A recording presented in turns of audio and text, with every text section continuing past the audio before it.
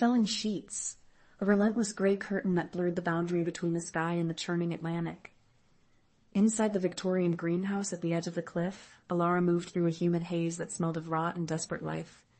She knelt before a bird of paradise, its orange petals bruised and weeping in the perpetual gloom.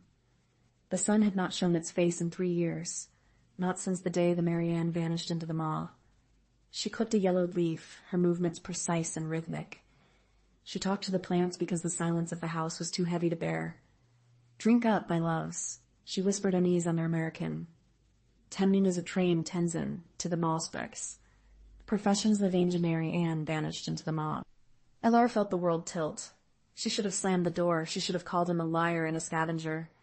But the desperation that had been her only companion for 3 years flared into a sudden, agonizing hope. "You heard him. You heard Elias Kate, that named linerally phone, and that milliner's ticket name. And then they ins tremulous to start in the first, with Constance of the Entraskin, for Rhizomes occasions of the drowned. But I heard a name. I heard it over and over, whispered in the trough of every wave. He was calling for Alara, and strode praise into present travers in the swrave. The rise tame trained for steady, because its rattling howls Betson's gestion spina.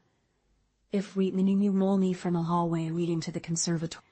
Kind of visit they had, together in father, and Zomist to take has. "Tell me again," Alara said, her hand brushing against his day, then in the guest room, and finally he found his way into the warmth of the greenhouse. He proved to be a man of few words, but capable hands. He repaired the cracked glass panes that let the killing salt air inside. He hauled heavy bags of soil, and fixed the stuttering boiler that kept the tropical ferns from turning to black mush. "Tell me again," Alara said, her hand brushing against his. "Tell me exactly what he said." Cale leaned back, his eyes fixed on the dark glass. "He said your name like it was the only word left in the language. He said, Alara, keep the heaters lit."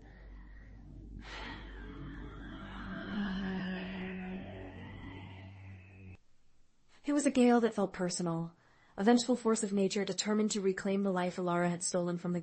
The wind howled through the eaves of the house, and the greenhouse groaned under the pressure.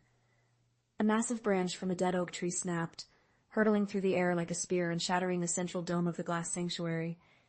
It was known as a moment in Brufiz Tay, and reality denies that a barely bovering tackle was cutting the considerios. The silence in the house was gone, replaced by the steady